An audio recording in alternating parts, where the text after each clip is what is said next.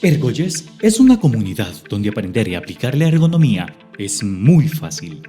Con nuestra plataforma en línea puedes realizar evaluaciones ergonómicas de puestos, tareas, actividades, ambientes y empresas usando variados y reconocidos métodos, reduciendo notablemente el tiempo que empleas para evaluar y procesar la información. Con nuestro selector de métodos puedes identificar rápidamente el método más adecuado para evaluar cada situación.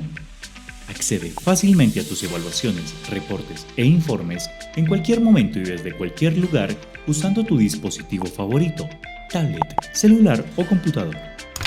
Además, contarás con información actualizada escrita por reconocidos expertos como notas técnicas, métodos de ergonomía física, cognitiva, organizacional y más. Y sí, ser miembro es gratis. Crea un usuario y únete a nuestra comunidad. Nunca fue tan fácil aprender y aplicar la ergonomía. Visita www.ergoyes.com y compruébalo tú mismo. Vamos a pasar entonces a leer una breve reseña de quién es Javier. Como yo digo, el que no sepa quién es Javier no es ergónomo, pero bueno, para que no se sientan mal, les voy a decir quién es Javier y cómo, sí, de manera muy sintética, y empezamos ya con la presentación de Javier. Javier es una persona, es muy buen conferencista y es muy bueno respondiendo preguntas. Por tanto, los exhorto a que no se limiten, le tiren duro con todo. Le pregunten ahí lo que se imagina y lo que no se imagina. Nos pregunten por el chat.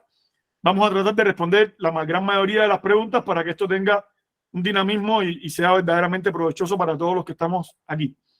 Miren, Javier es consultor y perito judicial en ergonomía y psicología. Es fundador y presidente de la Asociación Asturiana de Ergonomía y socio de honor de la Asociación Española de Ergonomía. Y fue presidente, bueno, se puede decir que Javier ha sido el presidente que más tiempo ha estado en la Sociedad Española de Ergonomía. Hasta hace poco dejó de ser presidente de la sociedad. Yo creo que nunca va a dejar de ser su presidente por todo el trabajo que ha hecho. Ha escrito muchos libros. Yo no sé si Javier tiene vida o no, pero escribe muchos libros. No sé cómo lo hace. Quizás hace un método que hacían los pintores antiguos donde ponían a las personas. Pero tiene muchos libros. Yo tengo en mi biblioteca muchos libros aquí autografiados por Javier. Y bueno, nada. También ha trabajado en prevención de riesgos laborales como ergónomo. Javier ha trabajado en ArcelorMittal. Tuve el honor de ser recibido por Javier con un tratamiento muy especial en el año, eso fue como el 2013, Javier. Sí. ArcelorMittal, conocimos a ArcelorMittal, una empresa grandísima, es un monstruo, una de las principales empresas de acero de Europa. No, del mundo. Javier trabaja ahí. Sí, no solamente escribe libros, sino que trabaja en la empresa en la caliente con las manos ahí, de verdad, ¿no? Eso también es importante porque a veces los académicos escribimos y hacemos muchas cosas, pero nunca hemos tocado una empresa con la mano.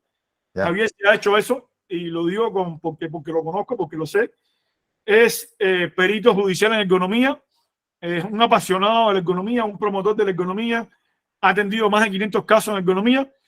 Y bueno, para mí lo más importante, y lo digo así públicamente, es que es mi amigo, le tengo una estima grandísima. Hemos compartido más allá de la ergonomía en otros ámbitos personales y una gran persona.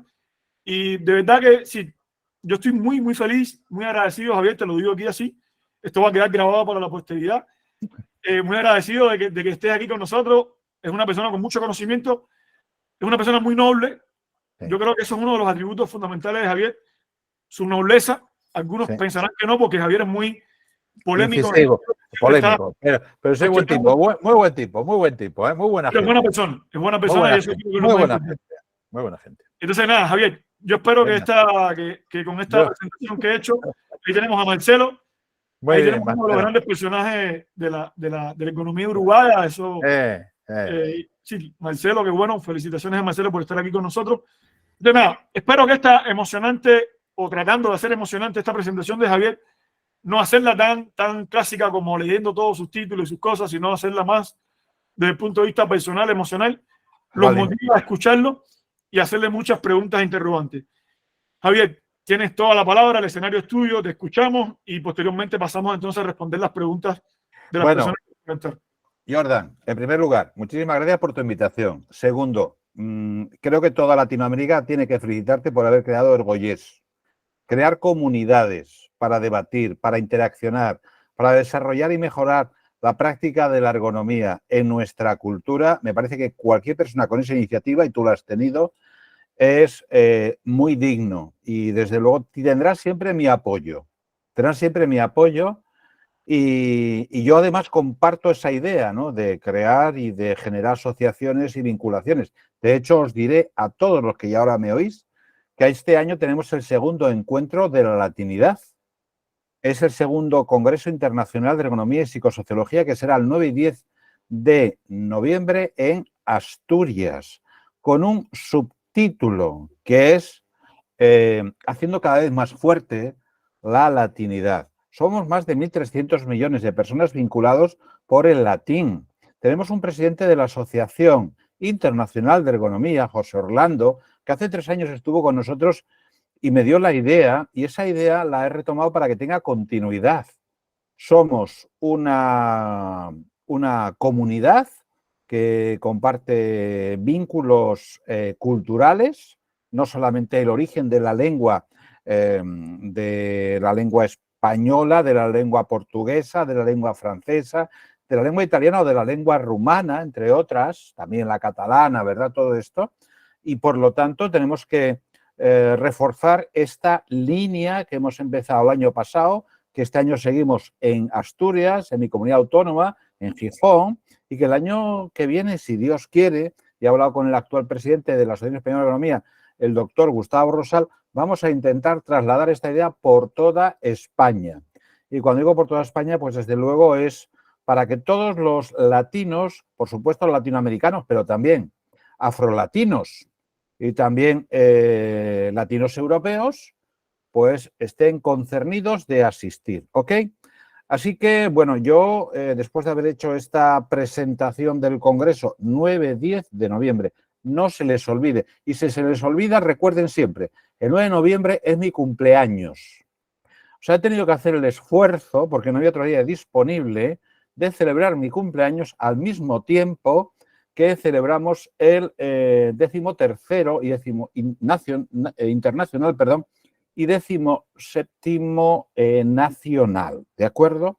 Entonces, espero que todos los que vengan a nuestro congreso, si son capaces de financiarse, cruzar el Atlántico, tendrán, primero, descuentos excepcionales, alojamientos casi gratuitos y todo bien financiado para que no les cueste nada. O sea, aprovechen ustedes para conocer la madre patria, para venir a un congreso de ergonomía y sobre todo para pasárselo súper bien y disfrutar, que el doctor Jordan ya lo conoce, de la gastronomía, de la bebida, del paisaje y de la amabilidad del asturiano, que es una comunidad autónoma llena de migrantes.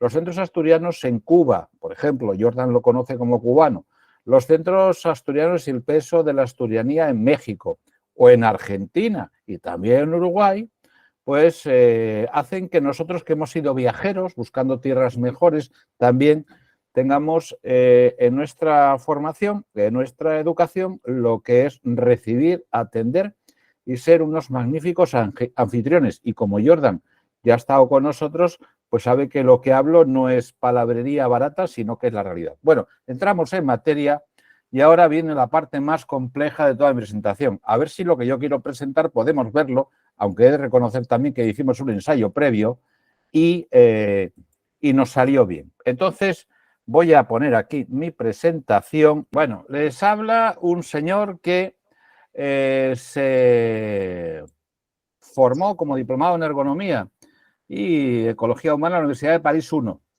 en el Centro de Formación Permanente dirigida entonces por el doctor Pierre Cazamian, que había sido médico del trabajo de Charbonnas de France y que estuvo dirigido el Centro de Formación Permanente por François Hibou, que fue no hace mucho tiempo presidente de la SELF, o la Asociación Francesa de Ergonomía. O sea, ustedes reconózcanme que tengo una formación académica voilà, ni más ni menos que en la Universidad París I, que es la Sorbona.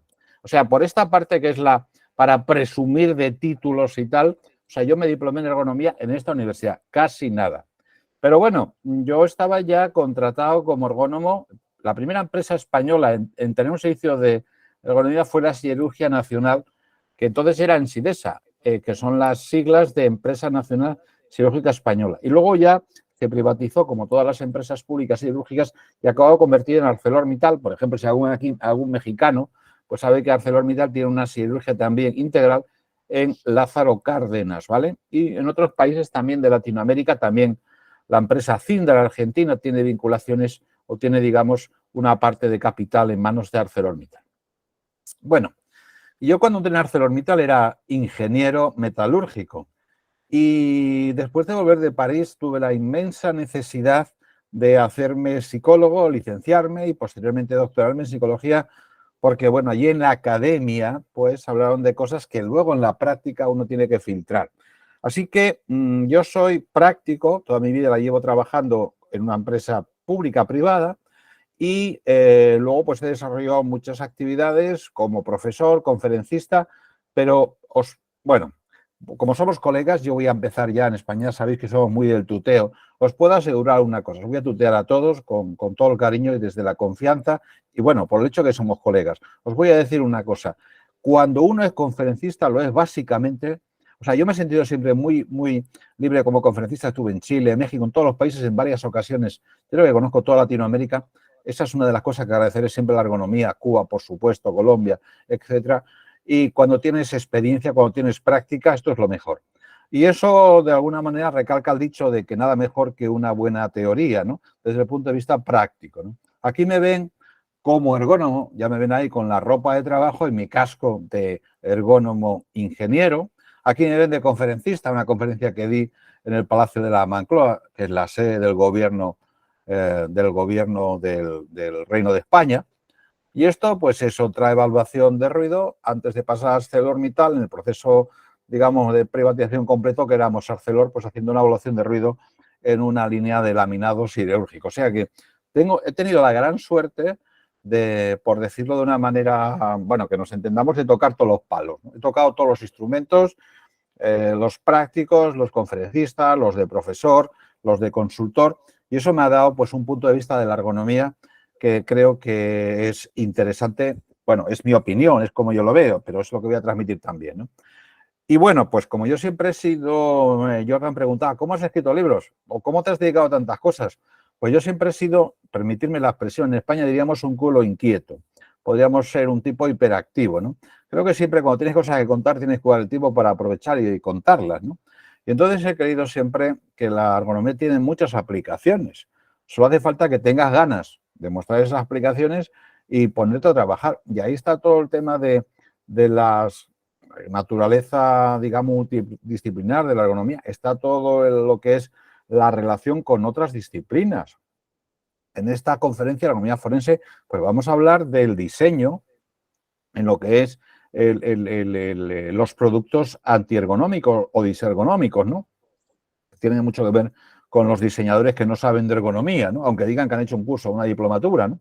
Y las relaciones con otras disciplinas, ¿no? Hay que llevarse bien con todo el mundo. En el caso de la ergonomía nos interesa especialmente. En España, la titulación es de Ergonomía y Psicosociología Aplicada. La titulación reconocida antes del 2011 por el Ministerio de Trabajo y posteriormente también por el Ministerio de Educación. A mí me gusta mucho, hoy en día que está tan de moda la salud mental y la psicosociología laboral, hablar de lo que Jan Hendricks o Hal Hendricks hablaba y denominó macroergonomics, ¿no? La macroergonomía.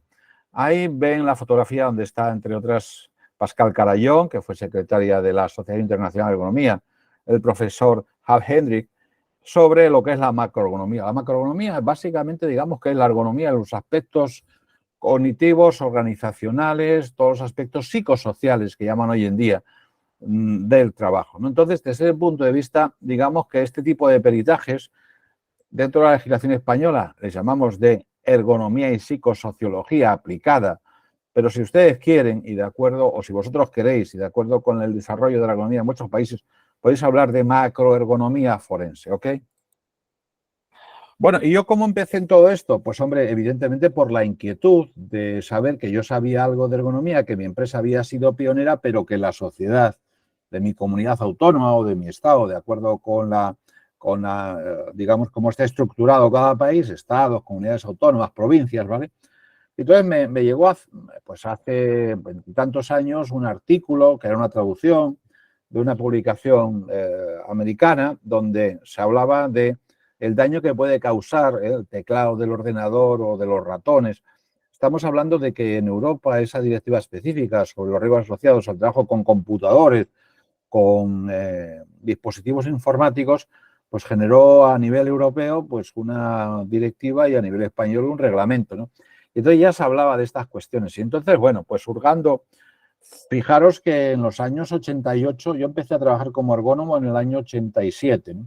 En esa época pues había un mínimo desarrollo, ¿no?, de Internet, o no había ninguno, ¿no?, prácticamente, ¿no? Entonces, bueno, me encontré en algunas publicaciones, no había Google, no había nada de esto, pues con la figura del Forensic Ergonomics en Estados Unidos, ¿no? Y esto, digo, hombre, pues igual a lo mejor podríamos pensar, todavía en España no era una especialidad preventiva reconocida, ¿verdad? Fijaros que en España la Asociación Española de Ergonomía se constituyó en el año 89, entre otros con el profesor Mondelo, con Santiago González Gallego, ya fallecido, y otros amigos que algunos todavía siguen activos, ¿verdad? Entonces, claro, no teníamos nada de esto. Y bueno, pues empiezo a buscar y me encuentro ahí con la familia Cohen, padre e hijo, y otros autores, y me encuentro también pues con estos documentos, ¿no? Y digo, hombre, aquí creo que hay un campo muy interesante. Y luego también un abogado que una vez que me llama y dice, tengo este caso, no sé si tú como ergónomo podrías, digamos, colaborar, ayudarme, ¿no? Entonces, básicamente la ergonomía forense es la aplicación del campo de esta especialidad preventiva que todos conocéis, ¿verdad?, a los litigios laborales, ¿no? Parte de un concepto muy importante que luego veremos más adelante, que es la diferencia entre tarea y actividad dentro de lo que es la ergonomía francófona, el trabajo real, trabajo prescrito, la actividad, lo que dice la empresa que tienes que hacer, lo que hace realmente, etcétera, etcétera, ¿no?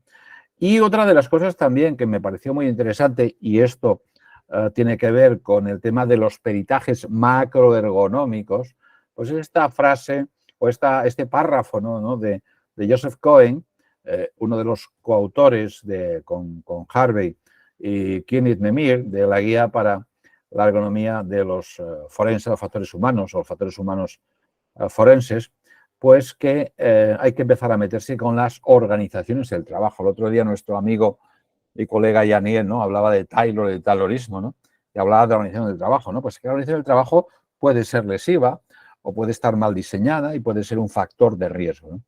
Una de las cosas que tengo que deciros es que básicamente la ergonomía forense es la aplicación de lo que sabéis de la ergonomía al ámbito judicial. Es decir, como una disciplina que va a auxiliar a los operadores de la justicia, abogados, jueces y demás para los litigios. La ergonomía forense es justamente la suma de dos ciencias, del derecho y de la ergonomía, ¿vale? Donde en el ámbito del derecho y específicamente en el derecho probatorio, pues se trata de auxiliar al juez, de auxiliar a los magistrados para ayudarles con la sentencia. Los magistrados generalmente no saben nada de ergonomía. Los abogados también saben muy poco, ¿no? Pero cada vez tenemos más normativa legal y en la medida que haya normativa legal, ahí tenéis las normas mexicanas, la 035, la 036, en España tenemos los reales decretos que son transposición de las directivas europeas de la Comunidad Económica Europea y por lo tanto la ergonomía forense podríamos decir también que es la suma del derecho y de la ergonomía, ¿de acuerdo? Si hay normas legales, hay pleitos y si hay pleitos, ahí estamos nosotros. Es verdad que en España tenemos una capacitación regulada desde el año 1997 a través del Real Decreto 3997, ¿vale?, donde se establece el programa formativo, que es eso que veis ahí, ¿no? Entonces, ¿quién puede ser ergónomo? A priori cualquier egresado, titulado, licenciado en universitario, ¿vale?, que va a seguir un máster hasta el 2011. Era una cualificación que incluso empresas reconocidas por el Ministerio de Trabajo pueden aportar y a partir del 2011 es un máster universitario, es un posgrado, ¿verdad?, donde pueden tocar estas cosas. Este es el programa, ¿vale?, que está regulado legalmente y por lo tanto un ergónomo, si es ingeniero, tendrá que saber cosas del estrés y tendrá que ver cosas de los factores psicosociales. Si es psicólogo, tendrá que saber de las condiciones ambientales, del ruido y de la iluminación, o de la carga física del trabajo. Si es fisioterapeuta, vale, podrá saber muchas cosas de estiramientos, de posturas de trabajo, pero igual no sabe mucho de factores de naturaleza psicosocial. Tendrá que estudiar, ¿vale? O sea, en principio, la capacitación está abierta a cualquier tipo de titulación universitaria. Luego cada uno tiene que formarse y capacitarse de acuerdo con sus carencias, ¿vale? Entonces, en España, como os había comentado, tiene un reconocimiento legal a través de ese máster universitario en prevención de riesgos laborales, seguridad del trabajo, higiene y economía y psicología, las 3 especialidades, ¿vale? Uno puede centrarse más en una que en otras. Y a nivel laboral, tenemos muchísima legislación que nos dice que hay riesgos económicos, hay riesgos psicosociales o macroeconómicos, y esos riesgos tienen que ser evaluados, tienen que ser identificados por un especialista en ergonomía y psicosociología. Y luego es otro reconocimiento profesional. Yo ahí sí que tengo, a veces he escrito cosas un poco críticas, ¿no? Porque me gusta, creo que la autocrítica es buena para cualquier tipo de actividad. O sea, si uno lo que hace es regodearse de lo buena que es la ergonomía, de lo estupenda que es la ergonomía, qué feliz soy que soy ergónomo, aunque nadie sepa para qué narices sirve la ergonomía, creo que es un error. A mí me gusta justamente hacer lo contrario, meter el dedo en la llaga, como decía Jordan, para revolver inquietudes y clarificar. Entonces, a ver, sabéis que hay certificados de acreditación en ergonomía. Yo os he preguntado, ¿para qué tanta certificación si no hay ninguna práctica, ¿no? Luego, además, cada vez que te certificas tienes que pagar una pasta. ¿Cómo narices puedes exigir una certificación, un certificado, una acreditación casi de aristócrata ergonómico cuando este pobre hombre no tiene manera de sobrevivir? Hombre, los organismos que se dedican a acreditar llevan su dinerito. Hay países incluso, no voy a dar el nombre, pero algunos países que creen que esto de la ergonomía es cosa de seres de sangre azul, casi como una cosa aristocrática.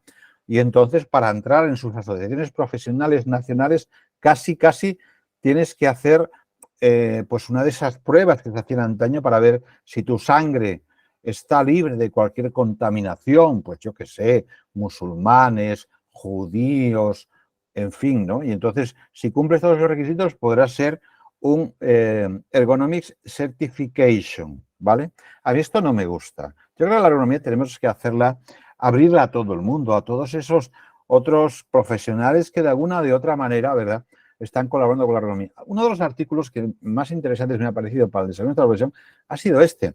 Yo tuve la oportunidad de participar directamente en el 13º Congreso Internacional de Ergonomía, creo recordar que fue en Recife, en Pernambuco, y allí pues pude escuchar directamente hablar de este artículo que yo he apoyado, que es la estrategia para desarrollar nuestra profesión y también nuestra disciplina, ¿no? Y creo que este es el campo que a mí más me interesa. O sea, ¿qué tenemos que hacer para que la gente cuando habla de ergonomía sepa de qué habla, ¿no? ¿Vale? Pues entonces, esta acción de fortalecer este tipo de estrategias es de alguna manera lo que subyace detrás de la ergonomía forense. Yo quería que los abogados, quería que los jueces, que los laboralistas, que los pues secretarios judiciales supieran qué era la ergonomía. Y también me he metido en esto, ¿de acuerdo?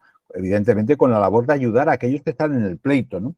Entonces creo que este tipo de estrategias, y creo que Ergoyés es una estrategia obviamente para el desarrollo de nuestra profesión y esta disciplina en el ámbito latino, y yo siempre apoyaré este tipo de acciones, ¿de acuerdo? Y surge la ergonomía forense porque el derecho probatorio necesita pruebas. Y si necesita pruebas, nosotros tenemos que estar ahí aportando nuestra prueba. Y nuestra prueba es, hay daños relacionados con el trabajo, como son las enfermedades, como son los accidentes, y por lo tanto nosotros debemos colaborar y aportar, ¿de acuerdo? En general, la ergonomía de lo que se va a ocupar la ergonomía forense es de si hay daños, si hay reclamaciones, si hay pleitos. Vamos a participar. ¿Para qué? Para ayudar a quién. A los que están concernidos por la demanda, demandantes y demandados, abogados, jueces, etc. Y estos son algunos de los casos, de las tipologías de casos que llevo trabajando en ellos desde hace pues unos 20 años, ¿no? Esos 500 casos de peritajes a lo que se refería Jordan, pues tienen de todo esto. Tienen incapacidades laborales. Y en España tenemos 3 tipos de incapacidades básicamente. Habría una cuarta que sería la gran invalidez.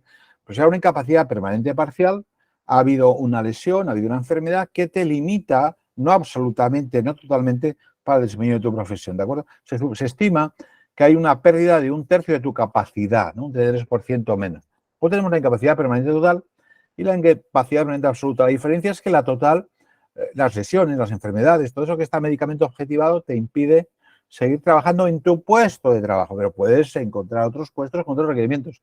La absoluta es para cualquier tipo de trabajo, o sea, estás absolutamente incapacitado, ¿vale? Y luego tenemos casos de accidentes de trabajo, de accidentes no laborales, de enfermedades profesionales, lesiones musculoesqueléticas, traumas repetitivos, todo lo que tiene que ver con la contingencia, también las cuestiones de macroergonomía, psicopatología, si queréis, ¿vale? Y el tema de responsabilidades y productos. Una de las cosas que quería comentaros, y creo que es referente, la diferencia entre ergonomía forense y, por ejemplo, los peritos judiciales en prevención de riesgos laborales, es el hecho de que nosotros vamos a más allá de las 8 horas laborales, ¿de acuerdo? Y podemos tener reclamaciones por malos diseños. Podemos tener malos diseños organizativos, malos diseños de lugares donde compramos cosas, accidentes porque uno cae en el supermercado, en el mall, ¿de acuerdo? Entonces, ahí también tenemos que hacer nuestras investigaciones y elaborar nuestros informes y pasárselos al abogado para intentar demostrar que el dueño del supermercado o que la cadena de tiendas incumplió aquellos elementos que garantizan la seguridad de los usuarios, de los compradores, ¿vale? Bien, entonces, empezando por las incapacidades, una incapacidad básicamente es algo que plantea dos campos. Por una parte, la valoración médica del trabajador, es decir, los informes médicos, que pueden ser informes médicos, sanidad pública, informes médicos, sanidad privada, que a veces son coincidentes, pero otras veces no lo son. Y lo que nosotros tenemos es una información médica de la capacidad funcional, de la existencia de un proceso patológico y las consecuencias, ¿vale? Que son limitaciones orgánicas y funcionales. Hace pues muy poquito tiempo he tenido el caso de un portero de discoteca, de sala de fiestas, como queráis, que pierde un ojo. Perdió un ojo en un accidente, no importa dónde, ¿vale? Puede ser porque alguien, bueno, no sé, no importa. O sea, le cayó algo, le golpearon no sé dónde, pero el caso es que ha perdido un ojo. La cuestión que se nos plantea es, ¿puede trabajar o no puede trabajar? O seguir trabajando, perdón, de portero, de discoteca, de sala de fiestas, bla, bla, bla, bla, ¿vale? Pues yo hago un informe y ¿qué es lo que hago yo? Analizar los requerimientos, las exigencias profesionales, las incapacidades, siempre relacionar lo médico con el trabajo de la persona, ¿vale? Las exigencias profesionales tienen en cuenta el puesto, las tareas, competencias, riesgos, condiciones de trabajo, requerimientos, de todo tipo, ¿vale? De hecho, os diré que esta ha sido la idea, no sé, la epifanía, ¿vale? De la ergonomía forense. Y tiene que ver también con esa querencia, no solamente la formación, sino la tradición de la ergonomía francesa representada por estos planteamientos de lo que es el trabajo teórico o el trabajo real, ¿no? Lo que también ellos hablan de la tarea o la actividad, ¿de acuerdo? Entonces, este es un artículo que os trae un artículo de Catherine Teger, donde habla de trabajo teórico. O sea, todo el mundo tiene una idea determinada. Si yo os pregunto, ¿qué hace un administrativo? ¿Qué hace un taxista? ¿Qué hace un conductor de autobús? Todo el mundo tiene una idea, porque alguna vez ha subido a un taxi, a un autobús o lo que sea. O un camarero, un garzón, como dicen en Chile. Si os pregunto, trabajo prescrito o esperado, esto es a nivel de la organización. O sea, ¿qué dice la empresa de autobuses o restaurante? ¿Qué tiene que hacer? ¿No? Pues igual hay cosas que están claramente definidas y además otras cosas que no están definidas. Normalmente esto en la decisión del puesto de trabajo es, tiene que hacer esto y además todo lo demás que no está aquí, ¿vale? O sea, todo. Y luego está el trabajo real, lo que hace realmente la persona. Y ahí, pues, uno como cliente puede, o como usuario, ¿verdad?, puede observar en qué consiste el trabajo durante el trayecto del taxista o conductor del taxi o del autobús, ¿de acuerdo? Entonces, a nosotros lo que nos interesa es analizar el trabajo real.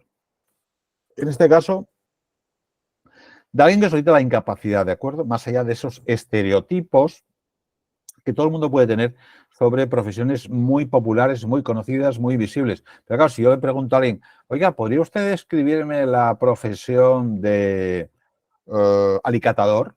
Ah. ¿Usted podría describirme la profesión de amantero? Uy, ¿y eso qué es? ¿Usted podría describirme la profesión de ferrallista? Uy, ¿vale? O sea, que veis que hay profesiones que son menos populares que estas que os he comentado, ¿vale? Entonces, la clave es tarea y actividad, la touch, la activity, y la ergonomía es etimología de la ergonomía, la ciencia del trabajo, ¿no? También los días se lo escribía a propósito de la gestión, ¿no?, del trabajo, del management, de Taylor, la ergonomía es eso, es la ciencia del trabajo, ¿no? Etimológicamente, ergo-trabajo, no hemos tratado, por lo tanto, ciencia del trabajo. El concepto de actividad del trabajo real es algo que está muy vinculado a lo que dicen que hay que hacer, pero luego, amigos, la realidad es la que es, ¿no? Por lo tanto, hay que entender por qué el trabajador no hace lo que le dicen que tiene que hacer y hace otras cosas, porque no hay nada que sea estable, que se comporte de manera lineal en las 8 horas, ¿verdad? Y el trabajador tiene que hacer frente a esos cambios, ¿no? Entonces, cuando a veces tenemos casos de accidentes y hablan de instrucciones, de procedimientos, digo, precisamente el trabajador tiene una conducta que a veces es inesperada, porque es inesperada para hacer frente y garantizar esos elementos no previstos de la seguridad del sistema, ¿vale? Toda la ergonomía lo que analiza es el trabajo visto al microscopio, analizas las tareas, un poco también, ¿no? Como Taylor y sus seguidores, ¿no? Los Telring, ¿no? Es decir, hablan de esos micromovimientos con el objetivo no solamente de buscar la máxima del rendimiento, de la productividad, sino de tener un conocimiento partiendo también de las limitaciones, ¿no? Fijaros que hablamos siempre en el ámbito de la ergonomía muchas veces de las posturas. Posturas no solamente a nivel, digamos, de tronco, de extremidades superiores. Muchas veces yo he tenido casos de incapacidad justamente por las pinzas finas, las pinzas gruesas o por los agarres pentadigitales, ¿no? O sea, la mano se convierte en un elemento claramente de incapacidad, ¿no? Bueno, entonces, todo esto subyace también detrás de esto algo que todo el mundo conoce, ¿no? Que es el análisis del trabajo. ¿Analizar el trabajo para qué? Hombre, para conocer, para medir, para gestionar, ¿de acuerdo? Y ahí tenéis relacionado con los matrimonio Gilbert y los Telbrich, pues todo lo que es estudio de movimientos, estudios de tiempo y demás. Hay un libro que yo siempre recomiendo, que me parece un libro magnífico, que es el de Manuel Fernández Ríos, en la editorial Día de Santos, sobre análisis y descripción de los puestos de trabajo. Y ahí también suele incorporar muchas veces todos aquellos procedimientos de los años 80 sobre análisis integral de las condiciones de trabajo, donde tenemos el método LES, el método RENUR, el método de Ergonomics Workplace Analysis, el método EWA, o todos estos procedimientos que lo que nos hacen, como podéis ver, es valorar todos los diferentes factores de las condiciones, riesgo de las condiciones de trabajo y establecer un histograma, un profesiograma, llamarlo como queráis, ¿vale? Entonces, ahí está, por otra parte, algo que normalmente se solía utilizar en las incapacidades, los profesiogramas. ¿Y un profesiograma qué es? Pues eso, es una serie de factores, una serie de requerimientos y el nivel que es exigible para cumplir con el puesto de trabajo. Yo recomiendo también, yo utilizo mucho en todos los casos de incapacidades, esta guía de evaluación profesional que sale el año 2014, 2012 creo que es la primera, y tiene que ver cómo yo ya desde el año 2000 incorporo todos esos análisis ergonómicos del puesto de trabajo para poner en relación, como os comentaba al principio, de las valoraciones médicas y sobre todo para demostrar estas paradojas. Un soldador que no trabaja en un banco, un señor que tiene una lesión en los músculos internos del ojo, no puede elevar el ojo y resulta que no le dan la incapacidad porque creen que su trabajo es mirar hacia abajo. Yo demuestro que el trabajo real, la actividad, es montaje de estructuras metálicas en naves industriales. O en este caso, el conductor escalador. No es este camión, es este. Ha tenido una rotura bilateral de los tendones de los bíceps y tiene que ascender 100 veces por esta escalera para subir a la puesta de conducción, ¿vale? O sea, cuando muestras la realidad y la plasmas con fotografías bien ilustrado, pues entonces estas ideas estereotipadas que todos tenemos y los jueces también, pues quedan resueltas. Y tengo en ese sentido en mis libros sentencias que plasman mis informes ergonómicos para consiguientemente reconocer y estimar la demanda y por lo tanto la sentencia favorable al cliente, ¿no? Entonces, bueno, también tiene que ver un poco con lo que era una trayectoria de siempre de negación. Estos informes han conseguido que muchas demandas pues hayan sido reconocidas como incapacidades totales o absolutas. Este es un ejemplo bien sencillo de lo que estoy hablando. Ahí tenéis un chico de 20 y pocos años, que por cierto, la anécdota me lo encontré 17 años después del caso. Este chico tenía una limitación en la flexión de la rodilla de 15 grados. Había tenido una lesión, habían tenido que ponerle un ligamento cruzado anterior, artificial. ¿Vosotros creéis que este señor puede pintar o no puede pintar? Os dejo esta pregunta. Claro, todo el mundo tiene una idea de qué es pintar. Ah, pues eso es la diferencia entre el trabajo real y el trabajo prescrito. Puede seguir pintando y la pregunta es, chicos, ¿qué pinta? Chicas, ¿cómo pinta? Pues sabéis que voy al puesto de trabajo y me encuentro que no es un pintor artístico, ¿vale? Donde a lo mejor una diferencia para distinguir los colores, o sea, un problema de acromotopsia o un problema de daltonismo, ¿verdad? Sería complicado para seguir pintando. Pero si este chico tampoco trabaja en lo que es con un aerógrafo, ¿verdad? Una línea de pintura, de montaje, siguiendo una cadena, sino que es pintor vertical, es decir, está suspendido de cuerdas, tiene que rapelar, tiene que desplazarse pared arriba, pared abajo, haciendo fuerza con las rodillas, entonces entenderéis que esa rotura del ligamento cruzado anterior pues le puede plantear problemas. Este chico, con mi informe, la jueza le reconoció una incapacidad, se estima por lo tanto la demanda y él puede dedicarse a otra cosa. Fue una incapacidad total, no absoluta, es decir, no puedes seguir trabajando como pintor vertical, pero puede dedicarte a otras cosas, ¿vale? Este es el caso de Pablo, el que me reconoció el otro día, 17 años después, me dijo, ¿tú no has sido el ergónomo que ha llevado mi caso? Digo, hombre, ¿tú quién eres? Dice, el pintor vertical. Digo, pues sí, ¿vale? Por lo tanto, profesiogramas. Una profesiografía, ¿qué es? Una representación teórica de las capacidades, de los requerimientos, ¿vale? Y hay normalmente profesiografías o guías, que antes os comentaba, Instituto Nacional de Seguridad Social Español, para un puesto de trabajo, pero la realidad es la que uno plasma en la visita al puesto de trabajo, en el diálogo, en la conversación, en ese aprender, con H, ¿verdad?, a agarrar el trabajo real, ¿vale? Otro campo en el que también tengo mucha actividad es el de las enfermedades profesionales. Ahí tenemos, claro que sí, todo esto suena como muy ergonómico. Hombre, esto es cosa de los ergónomos. Las posturas forzadas, los movimientos repetitivos, los microtraumatismos, los desórdenes traumáticos. Cuánta literatura, cuántos acrósticos para denominar todas estas lesiones de las partes blandas de las articulaciones, lo que son tendones, luego el atrapamiento de los nervios, ahí el síndrome túnel carpiano, la epicondilitis, la vitrocleitis, todo esto. También hay mucha demanda y sobre todo para la contingencia, ¿vale? Para la contingencia. Pensar además que el mayor número de accidentes en nuestro país en España es por sobreesfuerzos. Los refuerzos que ocurren pueden ser elementos desencadenantes de estas patologías que son crónicas, ¿no? Y aquí, claro, lo más importante que tiene que hacer el ergónomo es demostrar la contingencia, porque claro, demostrar que esa lesión, que esa epicondilitis, epitrocleitis y demás, tiene un origen laboral y no común, no extralaboral, ¿de acuerdo? Entonces, por lo tanto, demostrar ese nexo causal es uno de los papeles claves de la ergonomía. Aquí tenéis algunos de los ejemplos de cómo determinadas lesiones profesionales tienen también la confusión de actividades que pueden ocasionar esas lesiones.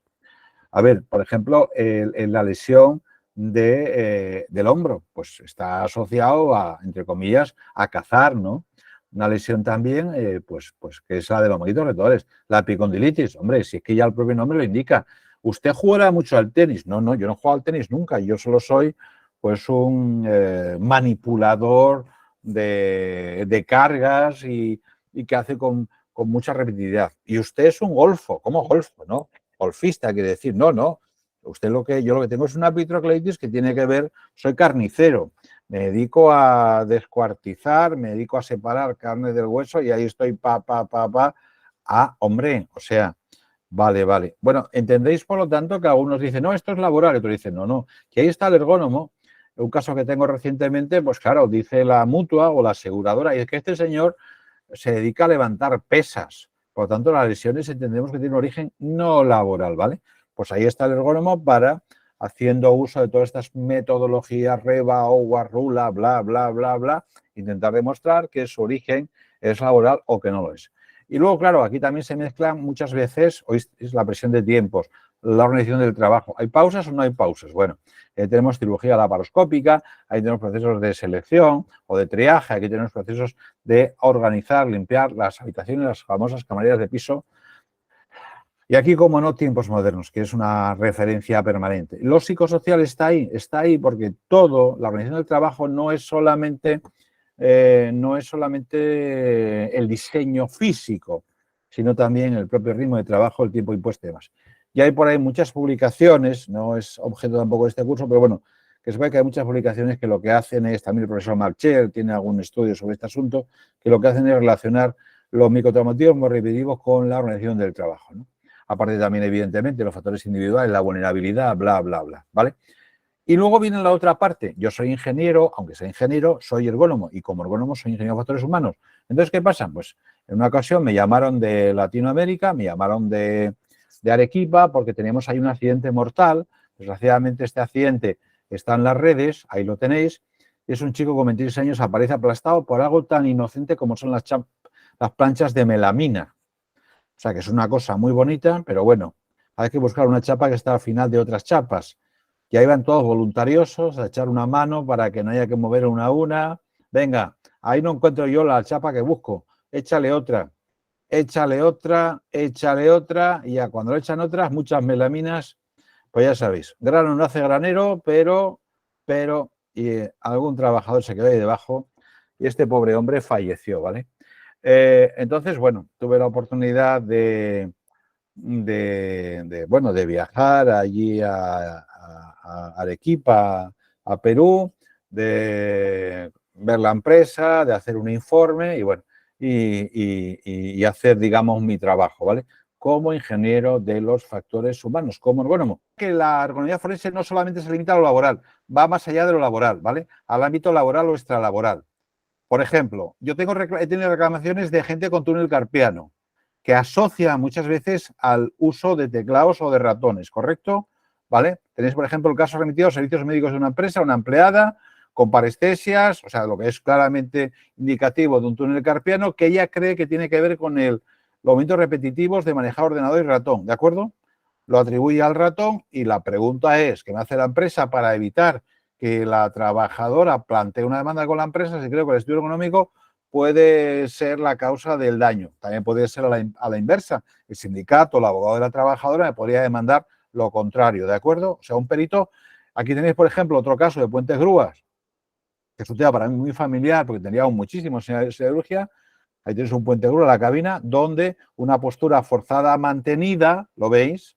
¿Vale? Si tiene que ver con el dispositivo hombre muerto. Un dispositivo hombre muerto es algo que tú tienes que tener pulsado o sujetado, ¿verdad? Porque imagínate una grúa que mueve acero líquido 200 toneladas o grandes bobinas de más toneladas. ¿Qué ocurre si un trabajador sufre un infarto, cualquier tipo de desvanecimiento? Pues obviamente cuando suelta el botón, la máquina la grúa en este caso, debería pararse, ¿vale? Accidentes de trabajo con las sillas. Las sillas, siempre se ha hablado de sillas ergonómicas, pero las sillas que muchas veces están fabricadas deficientemente son elementos inseguros. Cuando uno cae de la silla en su puesto de trabajo y tiene una lesión, yo he tenido el caso de una persona que se lesionó, cayó lateralmente y se rompió o tuvo, digamos, una tendinitis en manguitos rotadores, pues fue un accidente de trabajo. Y las sillas pueden ser ergonómicas, pero son sillas a veces muy deficientes, ¿ok? Podemos tener casos también, como os comentaba, aunque no hubiera transparencias, de alguien que abre un envase donde puede haber un producto tóxico, peligroso, y es un niño. ¿Cómo un niño puede abrir un envase? Pues desde luego la fuerza de cierre, ¿vale? Y ahí hay investigaciones que nos permiten medir el torque, ¿ok? Y la fuerza necesaria para abrir, ¿vale? Para abrir una tapa de este tipo de cosas, ¿no? Entonces, hemos hecho algunos estudios y creo que a veces se malinterpreta, y también por concluir, que la ergonomía forense es solamente el campo laboral. No, hay todo un campo también extralaboral. No se puede confundir un tipo de peritaje. Tenemos que renunciar a esa idea preconcebida, ¿no? Que la ergonomía es el diseño de lo musculoesquelético. No, yo la única visión que tengo de la ergonomía es la ergonomía holística, la ergonomía que tiene que ver con la etimología, ciencia del trabajo. El trabajo es todo. Son factores macroergonómicos, son los factores que tienen que ver con el diseño, con las condiciones ambientales, el ruido, la iluminación, etcétera, ¿vale? La ergonomía, por tanto, va más allá, hay que hacer más difusión, hay que hablar también, y yo lo hago, de las sentencias que ganamos con este tipo de peritajes frente a otras que no tienen este tipo de peritajes, documentar en resumidas cuentas las ventajas y los beneficios. Y lo que os decía, que al final, pues esta es la 4ª edición de mi libro, y que obviamente hemos demostrado que esto es bueno para los operadores jurídicos, porque si no lo fuera, pues no estaríamos hablando de la 4ª edición, no estaríamos hablando de esta conferencia y sería, digamos, esta especialidad o esta aplicación un ensayo erróneo. Afortunadamente no ha sido así Llevo 20 años dedicado a hacer peritajes, cada vez tengo más casos y bueno, pues me siento muy feliz y espero que esto os haya servido para que abriros los ojos y veis que siendo ergónomos, estando bien formados, podéis dedicaros a divulgar, difundir y ayudar a la gente que no sabe qué es la ergonomía. Okay.